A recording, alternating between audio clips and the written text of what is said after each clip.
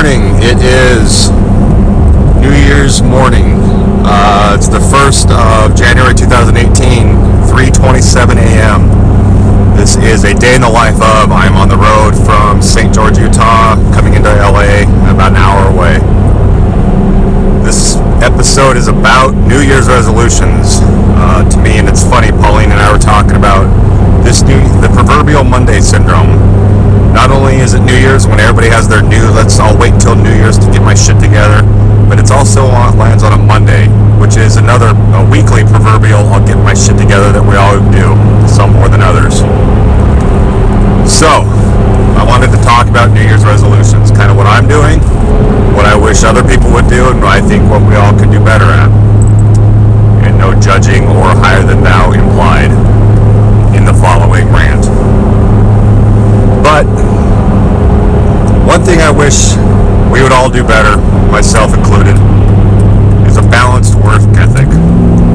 That's something I'm really bad at. I'll work myself to the bone, and then because I'm so beat, I'll either literally get sick and physically break down, or I'll lose my drive. And I would like to think I'm one of the most driven people I know, to a fault, and that's why it's to a fault, is because I go a million miles an hour until I break down. I still think, and I hate, that life is a marathon, not a sprint. It's bullshit. I hate that. I think that's an excuse. I would rather cross the finish line first, and if I have to do it at a sprint, so be it. I'm not going to pace myself. Well, I'm going to pace myself, but I'm going to do what it takes to win. And I hate that phrase for some reason. Even when people say it with the best of intentions, it automatically just shuts me down. It rubs me the wrong way. Teach their own, but I hate that. Okay, if we're gonna go with the metaphor of running. Okay, so if I'm in a cross-country race, well, duh, I'm not gonna sprint the thing. That's impossible. So I think it's race dependent. The metaphor obviously can break down at any point from here on out, but I know life is more probably like a cross-country race, so you would pace yourself. But I don't know. I think it's relative, and to me, I'm gonna sprint this bitch. But I gotta find ways to relax and de-stress to compensate for what I believe to be is a hyper elevated work ethic. I remember one thing my mom taught me in high school. I did it well sometimes I didn't, ironically, is, she didn't tell me to party per se, but she said work your ass off and then relax on the weekends so you've earned it, and then you come back refreshed and recharged. And that applies to anything. That's probably the argument psychologically for having a treat meal or a diet cheat meal or a day off from your diet and training. It's because it gives you a refresher. No matter everything we love, you can kill that love if you don't take a second off from it. So I think that's something I could do better, and I think a lot of people could do better also. But the other end of the spectrum are the people that justify sitting on their ass and not doing anything and saying, the universe will bring it to me, and I'd rather be lazy and happy. Granted, okay, if they're happy, great. But then when they bitch about not getting results on whatever thing they're talking about, it's kind of hard to get results. In 6 miles, exit to I-605 South. Sorry. It's kind of hard to, get results in whatever you're trying to get results in when you're sitting on the beach waiting for the universe to bring you shit. So that rubs me the wrong way too. And I always try to strive to find that. I hate this phrase too. Balance. Everybody's balance, and that, while we're on that subject, everybody's balance is subjective. Balance doesn't necessarily need to imply a 50-50 true definition of the word balance. Maybe my balance is 95% work, 5% rest. If that 5% rest is sufficient to get me back to 95% work ethic, great. That's Jeff Bosley's balance. It's relative for everybody. But I think we all need to have a little bit of self-reflection and a little kick ourselves in the ass a little bit and have some self-actualization when it comes to, are we justifying a shitty balance, or are we also, in my case I know a lot, not realizing that we don't have the balance we need, and thus actually not being efficient. To me it's like, I guess, just to beat the metaphors to death, if you have a really fast car, you can drive it at, a billion miles an hour and win the race. But if you don't refresh it with some good oil and good lubricant and all the other essentials, you can only do that so many times. So, one thing I agree on with a lot of happy, slap each other on the ass motivational stuff is the big picture. You know, it's that's what matters to me, and I think a lot of people lose sight of that. And you know, it's an interesting. I don't know. It's weird because then you drift into the world of regret and you know, wishing you would have done something different.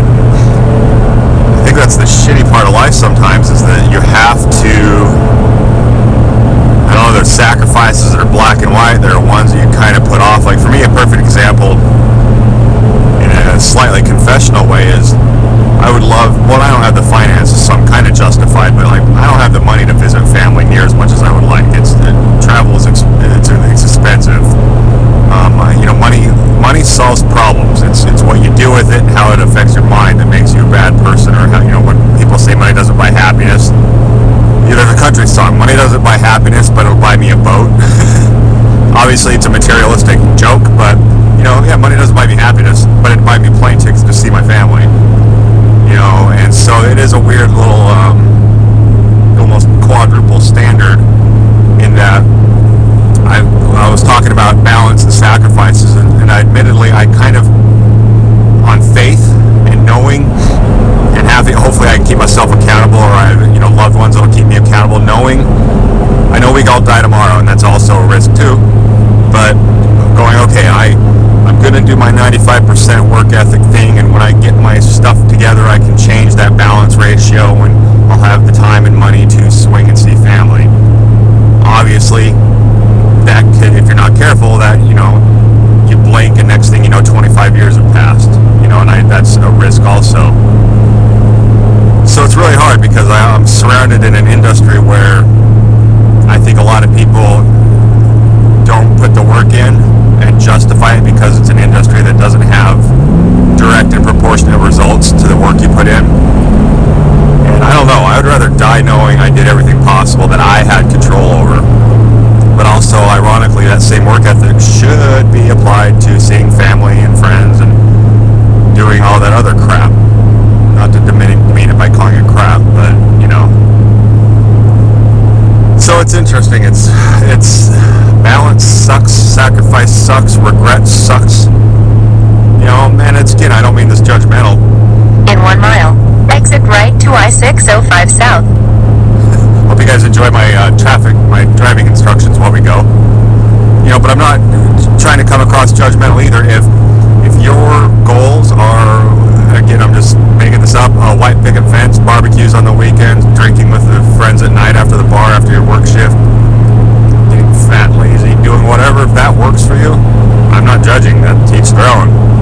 But if those are in place of dreams or goals you put aside because of poor decisions and poor work ethic, to me that's the definition of regret, and that sucks.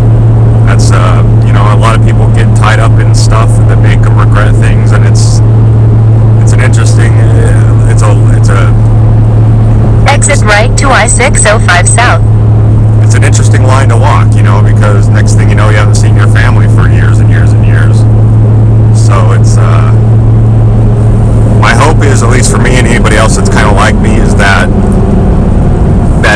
intensity or whatever is a short-lived thing that everybody gets. Like, for example, for me, when I was in the military, my significant other at the time, I'll keep it not jaded, but she was really good about knowing, hey, this spike won't be my norm, but it will be a spike of misery for our relationship. Continue straight for 6 minutes to exit 19, State Route 60. When I was chasing the Green Beret, she knew that wasn't going to be the norm.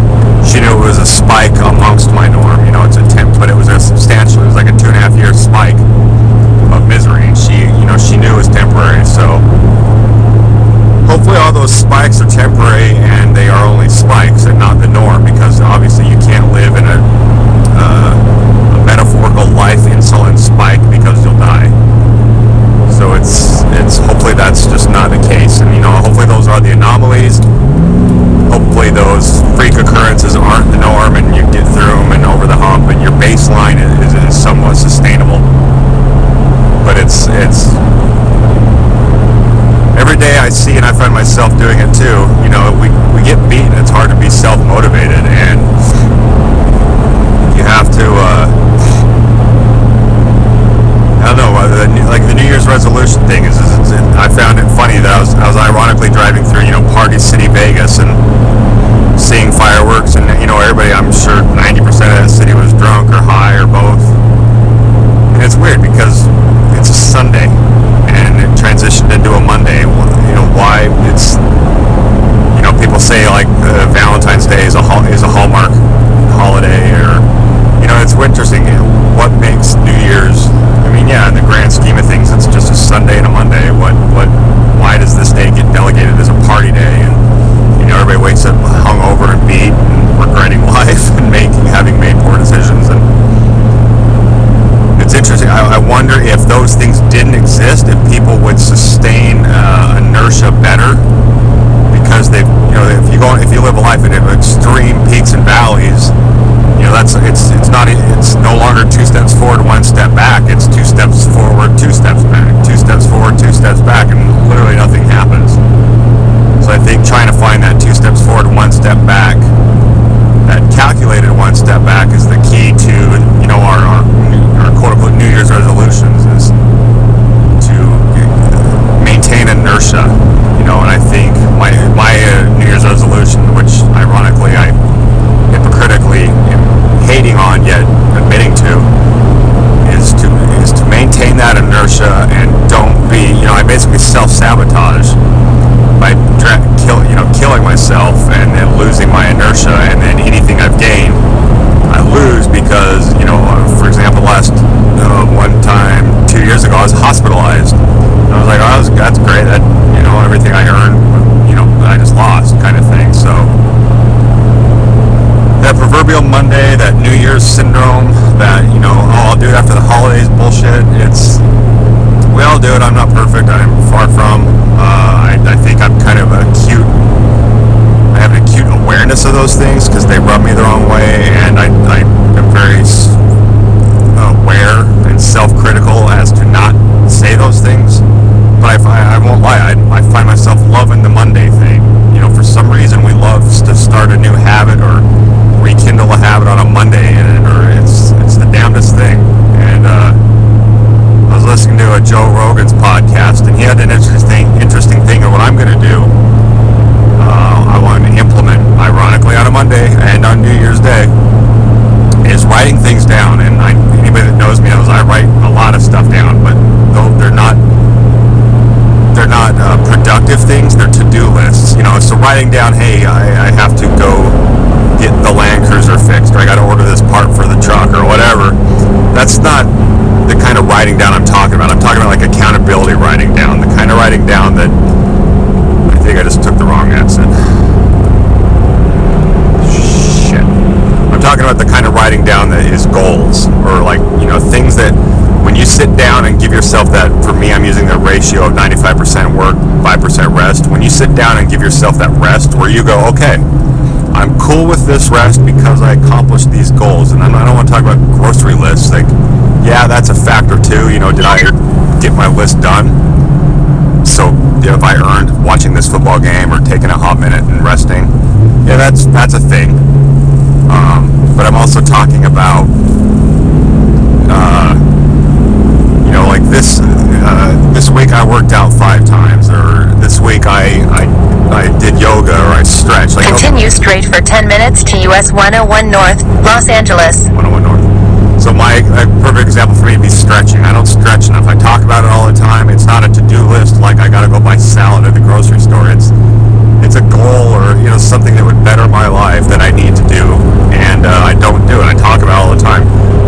And I have it in my calendar, like when I wake up, my calendar says wake up /stretch, and I have it in when I pick a time to hit the rack and go to bed, I write down bed /stretch, and so that obviously isn't working.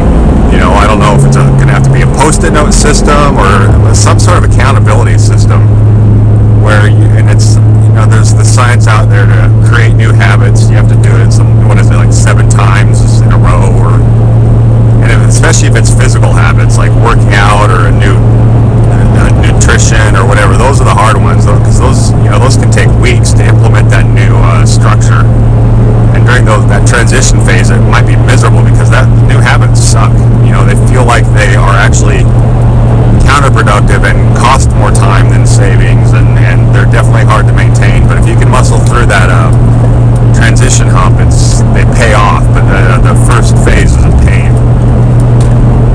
going to do. I guess part of my resolution will be to be better at those things.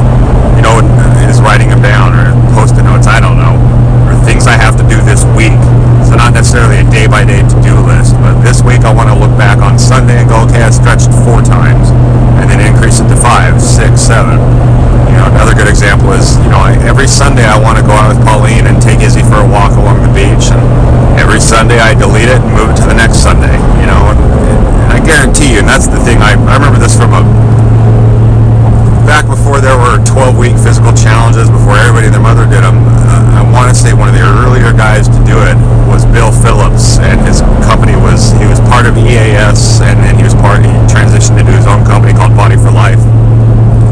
And there was a phrase he had during one of his his interviews or voiceovers, where when somebody said, I don't have enough time, and he goes, you don't ever hear anybody say, I don't have time to brush my teeth.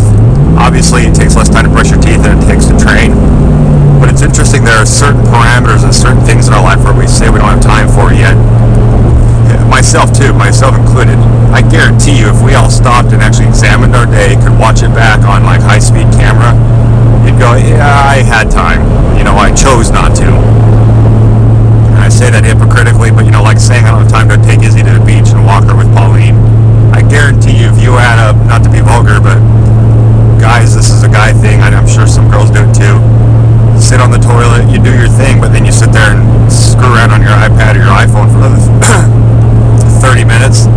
That easily adds up to time on a Sunday to take Izzy to the beach for a walk. So it's almost like volume. So yeah, you might not have time that day, but if you're good with your time throughout the week, so it's like total volume, if you will, like total time available in a week, you had time for this one thing you're trying to do. I know I don't sit on my ass and watch TV much, but I know I do things where I get distracted or I waste time that easily could add up to taking Izzy for a walk on the beach. I'm on a bumpy road, sorry. With Pauline, I know I have the time. So it's you kind of consider this. I guess if you're one of those people that has to kind of be self-deprecating and kind of push yourself around to motivate yourself, there are single moms out there doing more than all of us. I guarantee you that. And they're running career. And I'm not talking like Angelina Jolie, if she's single kind of mom, where she has money to get babysitters. I'm not talking that, because again, money solves problems. I'm talking there are college students or single mothers that are average, quote unquote average working single mothers that have to get more done and do get more done than me and other people. So keep it in perspective, I guess. That's the other thing. If I'm not one of those cheerleaders. I hate you can do it, buddy. I'm kind of like if I'm not working out really hard and Pauline just kind of politely says, I know you can do more than that, that doesn't really do it for me. But when she attacks my ego, that's my thing, and I get mad and I work out harder. I'm the same way with goals or motivation. If somebody used to say, hey, that woman over there, she's a single mother with 2-3 kids, working a full-time job, going to college, and she's here doing, she's at the gym today, and you were going to skip the gym, I'd be like, oh God, I'm just a wannabe actor, and I'm whining about going to the gym for an hour. So it has kind of an inverse motivation, rather than saying, Jeff, you can do it.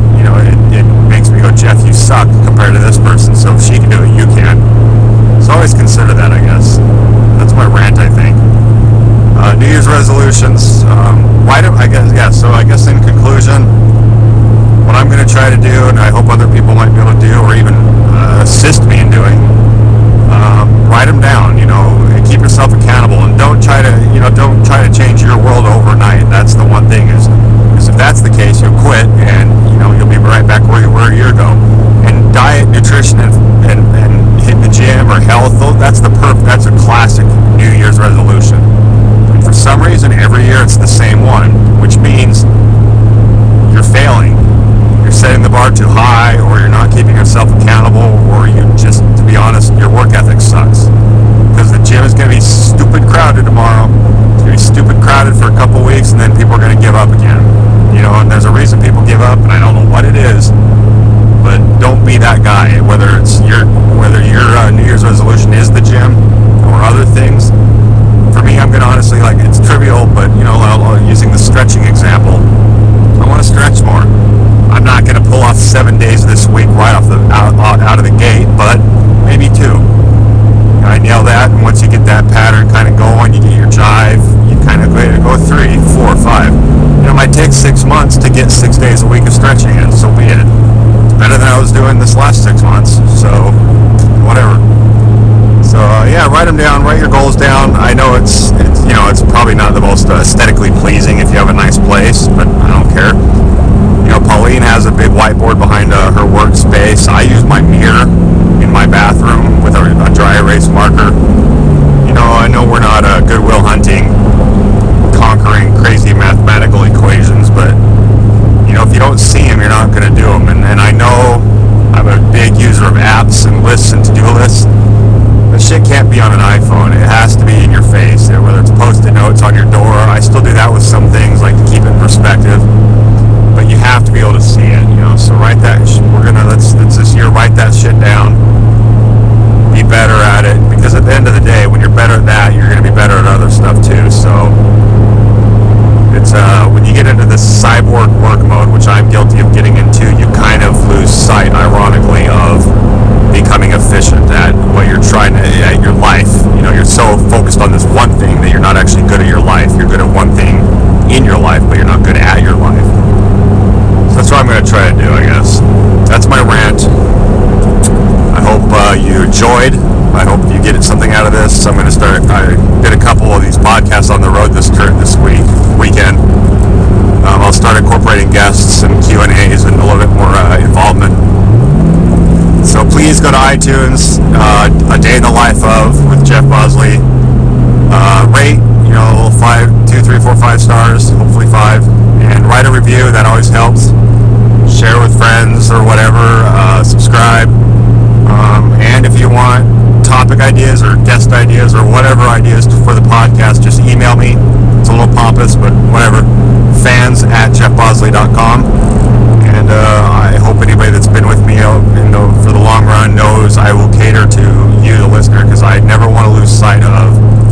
I do this stuff because I like it, but I also know that the receiver, y'all, are the critical ingredient for me doing it. If you didn't exist, I'd be talking to myself, which I am, but I have a desired end user, which is you. So thank you for your time. Thank you for listening. And take care, and good luck on all your New Year's stuff.